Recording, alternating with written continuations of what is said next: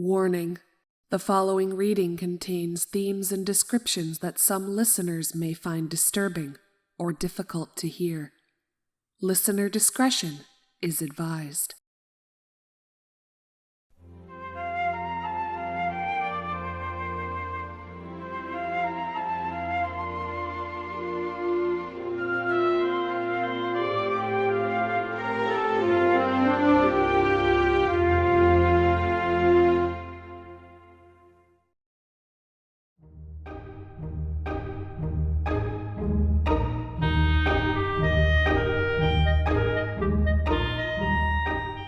Octavia sighed as she looked at the blood pooling underneath Vinyl's body, then trotted off to fetch the mop.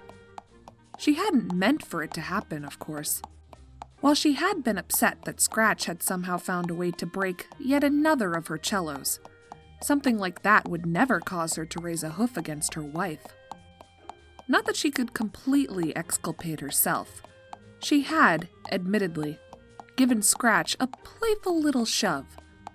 It was just that, being an earth pony, the gesture had had a little more effect than she'd intended.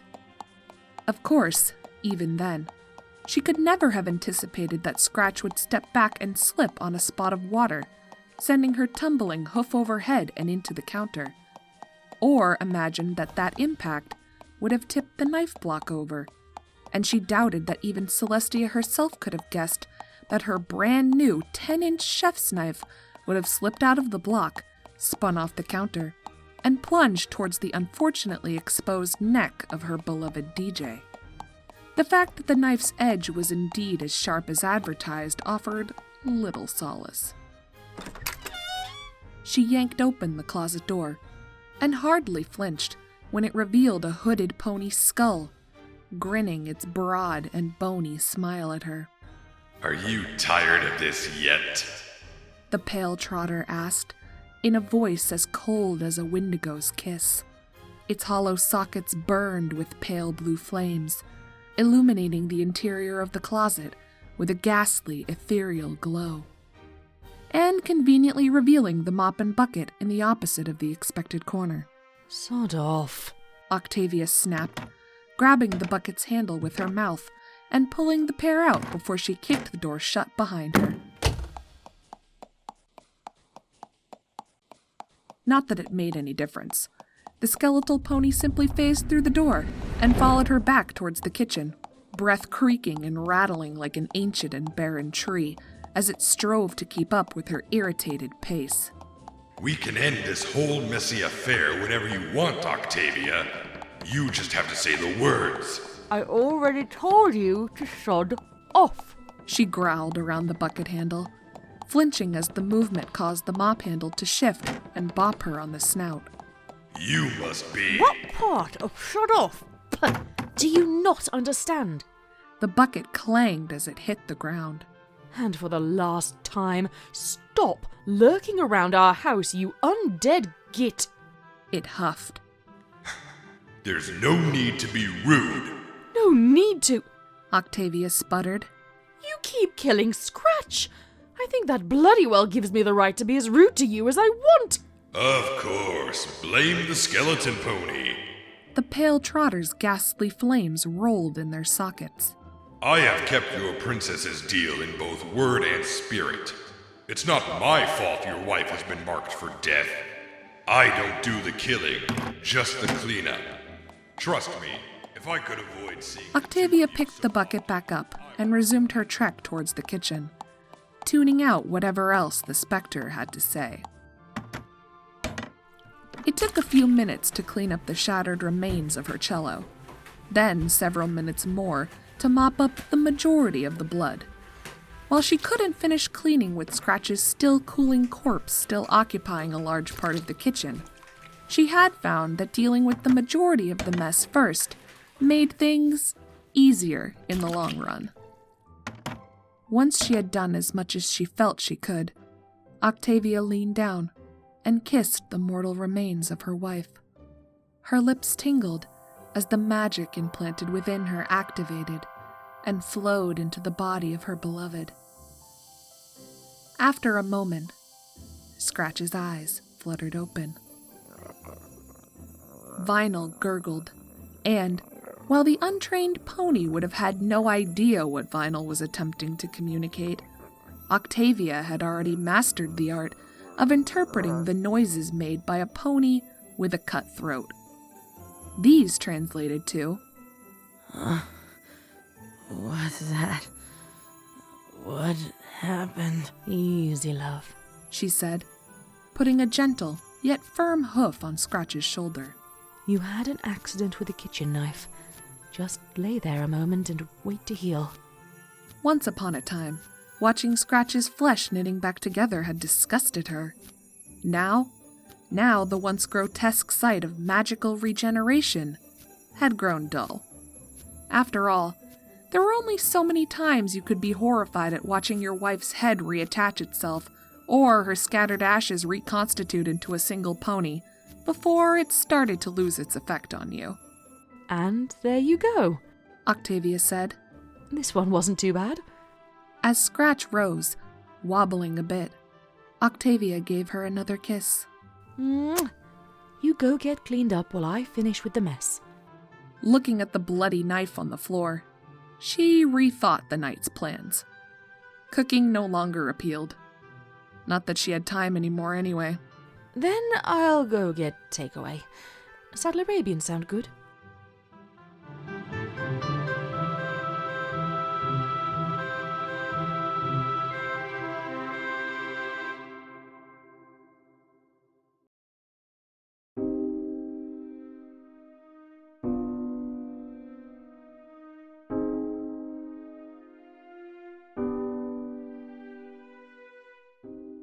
It had all started a year ago. Actually, if one were being precise, it had actually started several years ago, when a drunken Octavia, fuming over a music review in Trotting Stones magazine, had gotten into a very heated argument with a DJ in a Canterlot club that she had been forcefully dragged to. Or maybe it had actually started when she sawed her first ragged note across a cello and gotten her cutie mark. Or, perhaps, her birth itself had been the thing that had sent her unavoidably down this path. But, even with all she knew now, Octavia found that a rather fatalistic way to look at it. No, it had started just over a year ago, when Princess Twilight Sparkle, drunk on power after her repeated successes with reforming dastardly villains using the power of friendship, had decided to try her hoof at reforming one of the most fearsome criminals to have ever been trapped within Tartarus. The Alicorn Princess, Muerte Death. Suffice it to say, it did not go well. Before the day was out, Octavia had been one of half a dozen ponies unwillingly recruited to serve as one of her death knights for all eternity. Which really amounted to Octavia having her soul forcefully wrenched out of her body and cast into the depths below Tartarus, while her body did some really bad things in her absence. In the end, while Princess Twilight and her friends dealt with the trouble above, Scratch had come for her, challenging the Reaper that guarded the gates that led beyond Tartarus for her immortal soul and winning her passage back to the land of the living through an impromptu musical throwdown. Unfortunately, going beyond Tartarus is generally supposed to be a permanent affair, so, in the end, all Scratch had really done was trade herself for Octavia. And Octavia wouldn't have that.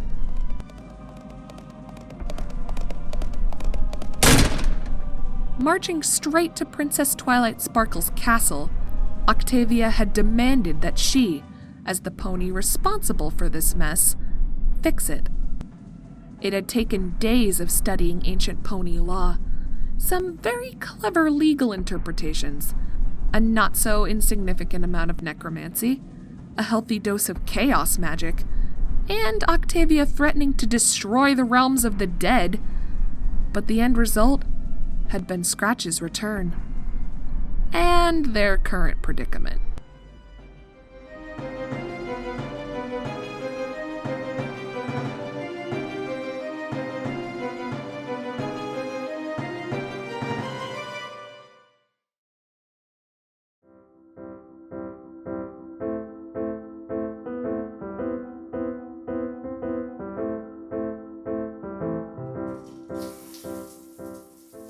Vinyl stood under the showerhead, staring at the ground as the water rushed over her and the red swirled down the drain. 20 minutes in the bath, and there was still blood on her fur. And they were out of usable soap and brushes. Again. She sighed and sat down, the recently installed no-slip mat barely shifting under her. Her throat still hurt. Sure, it might have looked good as new, but the pain always took a while to go away. Princess Twilight told her it was just some sorta psycho something or other, but knowing that really didn't help. If it hurt, it hurt. You don't have to keep coming back, you know. Vinyl nearly had a heart attack, something she had experience with, and barely managed to contain an indignant squeak of shock as the pale Trotter appeared next to her, soggy black cloak clinging to its bones, and flaming eyes hissing out as the water ran over them. After a moment of standing under the spray, it sighed. You're in the shower. I'm in the shower. Vinyl growled in agreement. My point stands, though. The contract stipulates that Octavia cannot revive you without your consent. If you wish to pass on again, you can. Whenever you'd like. Noting her silence, he pressed on. Right now, even. If you really wanted. Vinyl eyed him. Don't you have better things to do? Like, I'm sure there are plenty of other ponies dying somewhere and not in our shower. Yes, there are. And that is why your erratic mortality...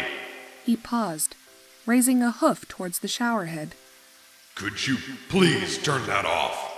I think it's ruining my cloak and has extinguished my eyes.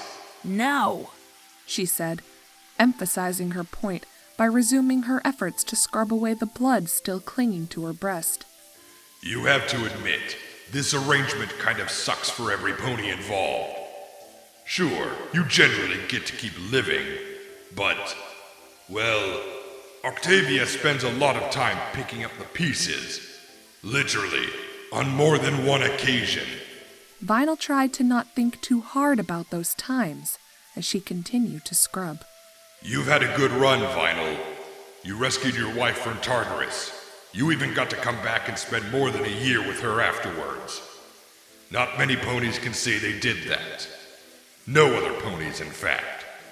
She did her best to keep ignoring him, even as he set a bony hoof on her shoulder. I get it. Trust me. It's scary.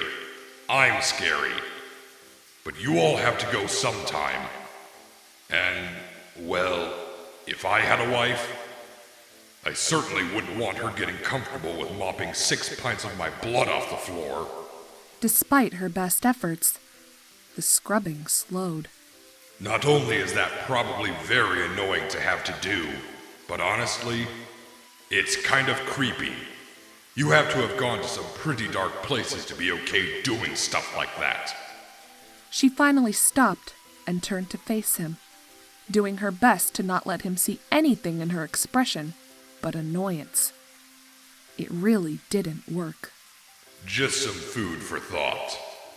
The pale Trotter grinned. Not that he could do anything else. Remember, I'll be there when you need me. Scratch, I'm back. Tavy's voice rose above the sound of the shower, causing Vinyl to turn away. When she looked back, the pale Trotter was gone. Vinyl only hesitated for a moment before she stood and stepped out of the shower. Cool, I'm nearly... The rest of her words died in her throat as she tripped over the shower's lip and slammed muzzle first into the floor at just the right angle to snap her neck.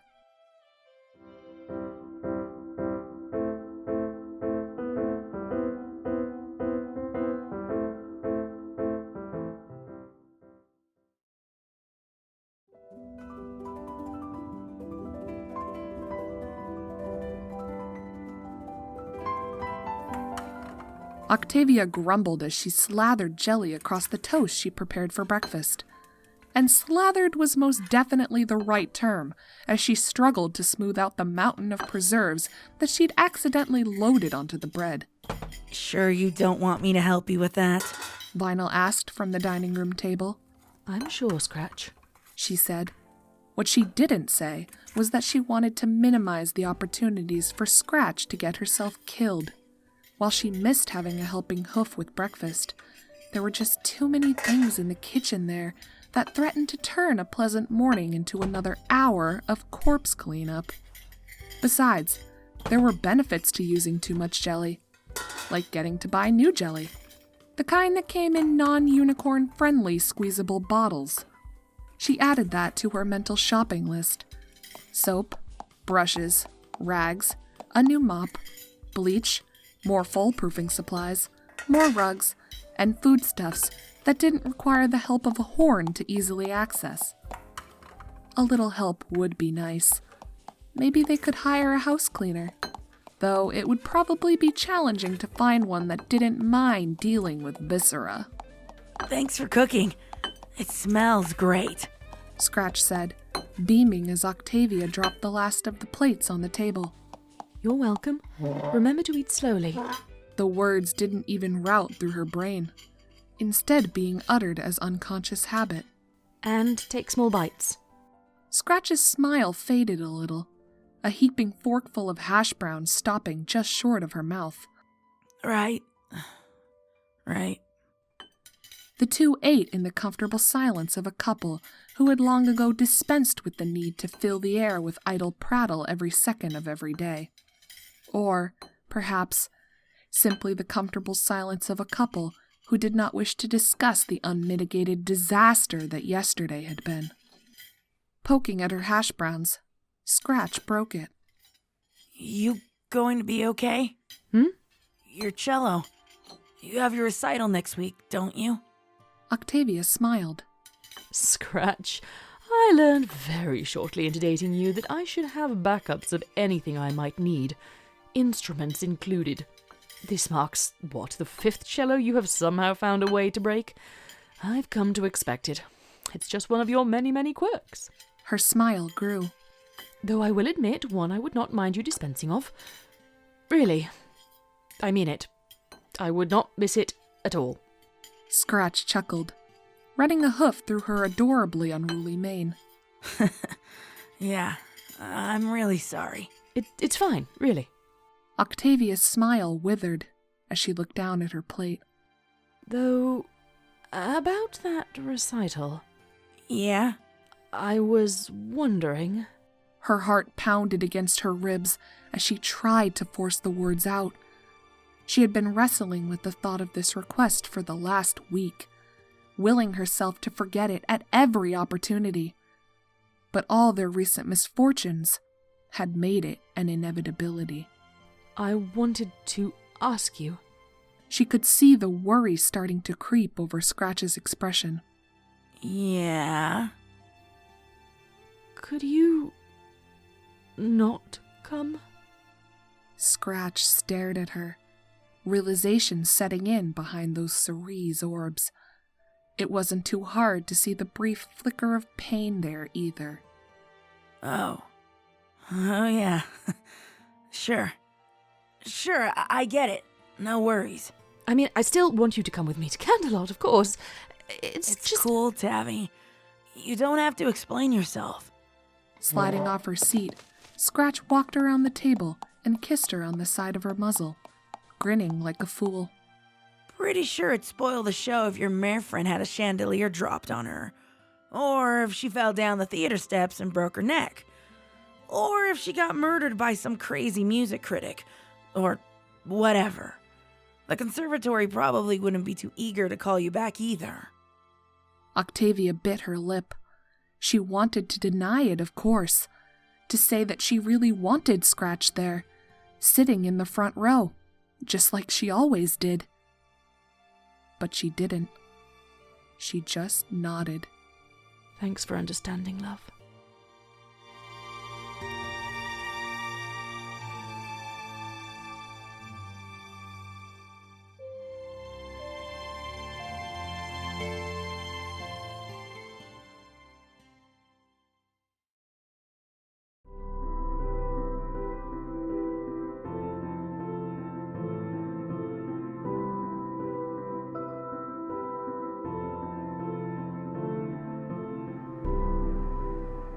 pale Trotter sat on top of the train, watching the world speed by.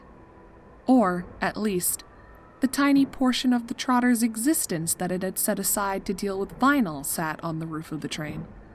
The rest of it was, and was not, in any number of other locations right now, ferrying the dearly departed to their final resting places.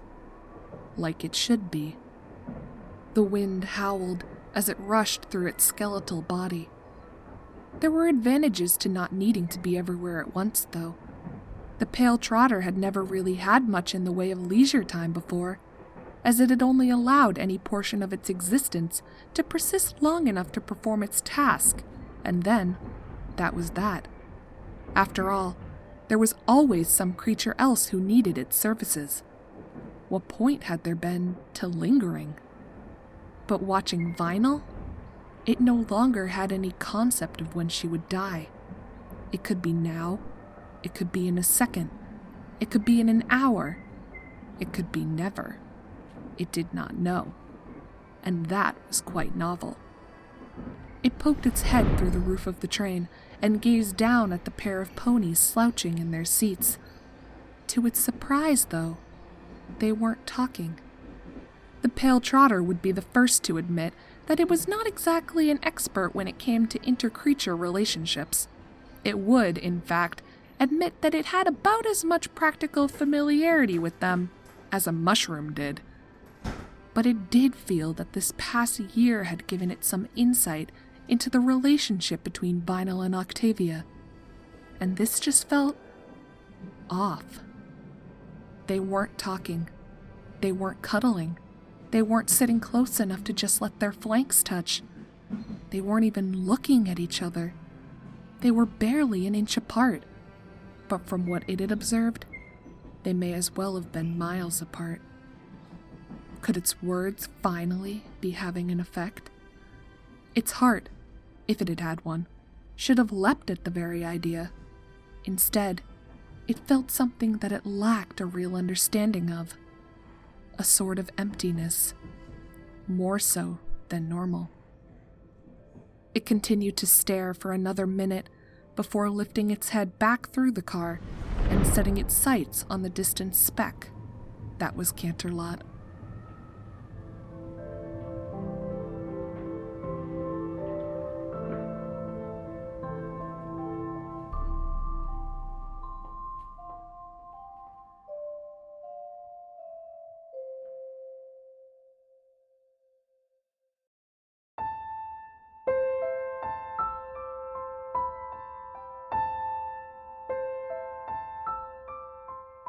Vinyl sat on the bed in their Canterlot suite, staring out the window, imagining she could somehow see the Canterlot Royal Theatre.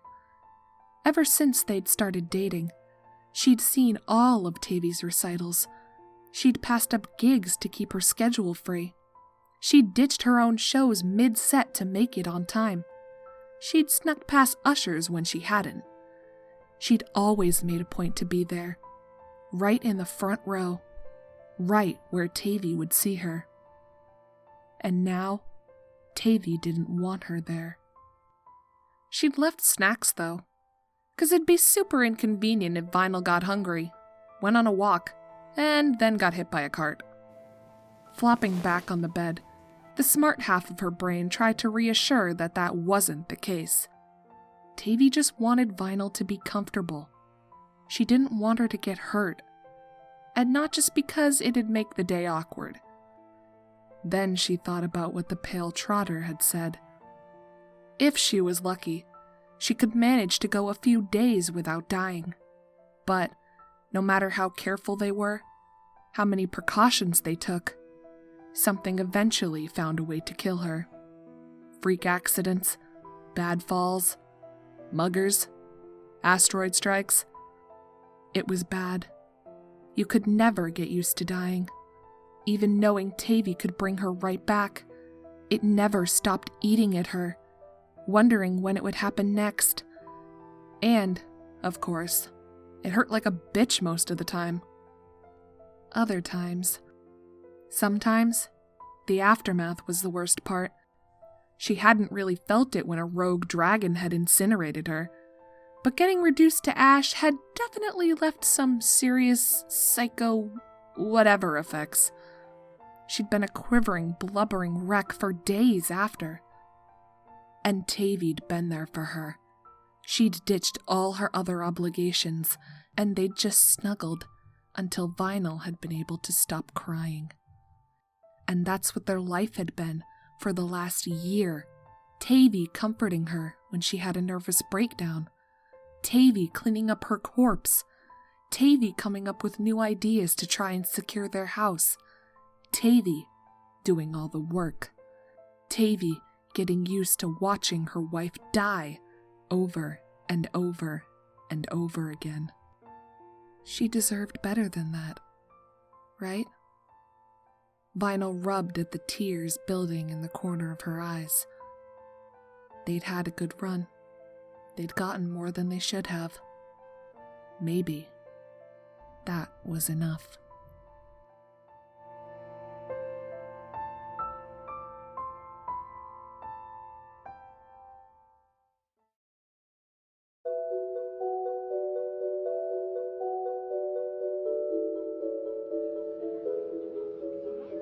Octavia peered out into the packed auditorium from behind the curtain. Even in the dim light, she could make out the legions of Canterlot's elite. Every pony who was any pony was out there right now, waiting to hear the one and only Octavia melody perform. No, almost every pony. She knew, for sure, there was one pony who wasn't attending. She pulled away from the curtain and began to pace. Are you all right, Miss Melody? Spotlight, the stage manager, asked. Yes, I'm perfectly fine. He offered her a doubting look. If you don't mind me saying, I haven't seen you pace like this since your first time on the Canterlot stage. I'm fine, you silly old bugger. She snapped, the instantaneous regret as he flinched barely managing to register against the pit in her stomach. But it did. Sorry, Spotlight, She trailed off, glancing back at the curtain. It doesn't matter. Are you expecting someone? No. She shook her head as she sat back. What she didn't say was that it was because she had made sure they wouldn't come. I'll be fine. I'll fix it after the show.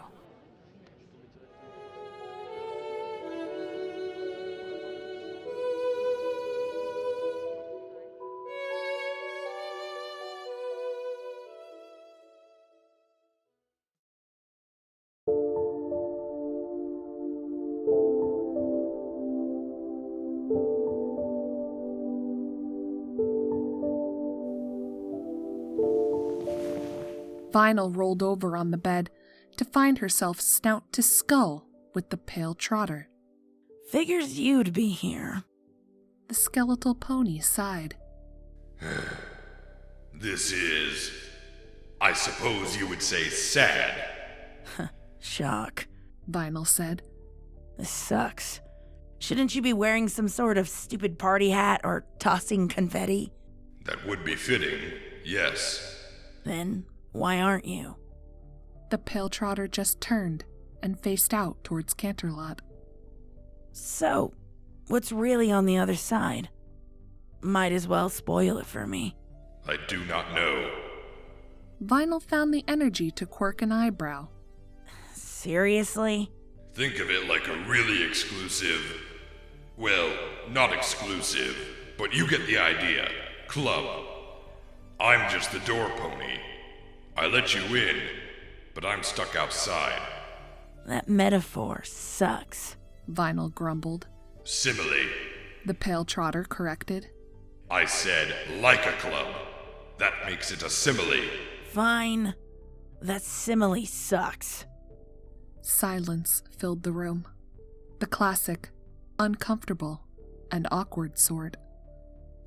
The pale Trotter rolled off the bed and walked toward the window. So, I just need to not want to come back next time and that'll be it? Vinyl asked. I'm dead for real. No coming back. Yes, the pale Trotter shifted from hoof to hoof, looking back towards her and then back out the window. If Vinyl didn't know any better, she'd suspect he needed to take a leak with the way he was fidgeting. What the buck is your problem? Vinyl snapped, annoyance finally taking over her languishing spirit. You spend a better part of a year hounding me and Tavi about how annoying my revivals are, and how much of a huge burden I am, and how much I'm just ruining her life, and how it'd be better if I just gave up the ghost. But now you're acting like I just kicked your freaking puppy. Sitting, the pale Trotter shook its head. You two have been a phenomenal disruption to my existence. My job is to help ponies accept that they are dead, not coming back, no matter how much unfinished business they have or how unfair they think their death was. I am quite good at it. I have kept Equestria ghost-free for over a millennia. Vinyl clapped her hooves. Good work. Guess we really messed that up for you, huh? I do not spend much time with ponies. A few minutes at most, generally. You are an anomaly. Kinda worked that one out already. What's your point? The pale Trotter looked back at her, the flames in his eyes flickering. I do not know. I suppose that, if I had the chance to put off the ending of something special, I would do it for as long as possible. Vinyl stared. What? Shrugging, the pale Trotter started for the window, its body growing translucent as it passed through the solid surface, and disappearing as it reached the open air. Wait. You can't just drop something like that and then bail. Vinyl snapped, sitting up in bed. What the buck is that even supposed to mean? Of course, even as Vinyl uttered the words, she knew it was a stupid question. The meaning was patently obvious. She was being an idiot. Hopping off the bed, Vinyl rushed out the door without a second thought.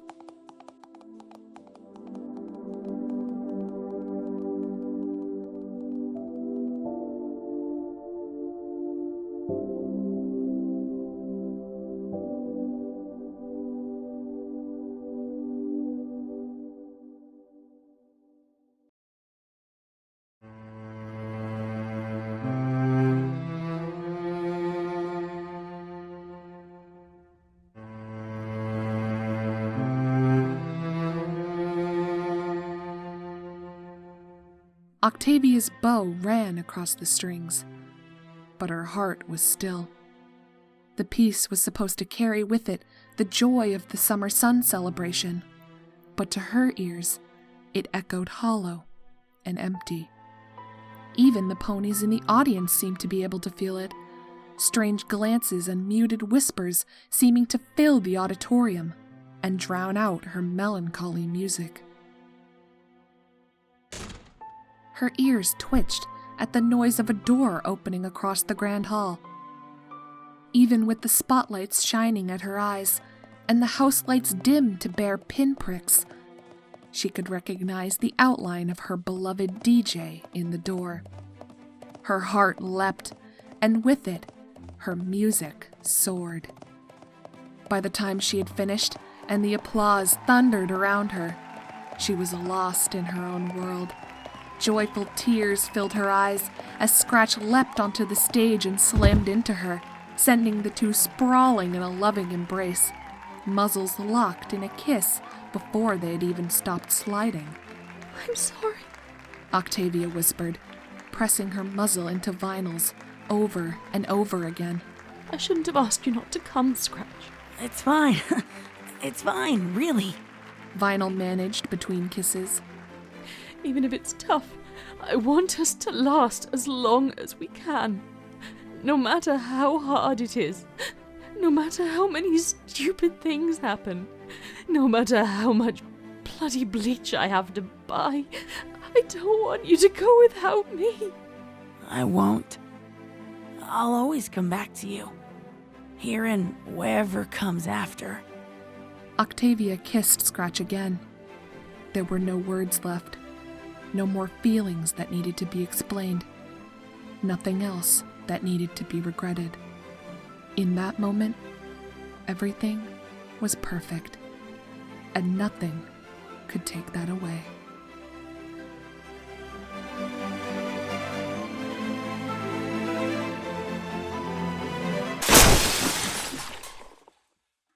Not even the stage light that fell and crushed Scratch.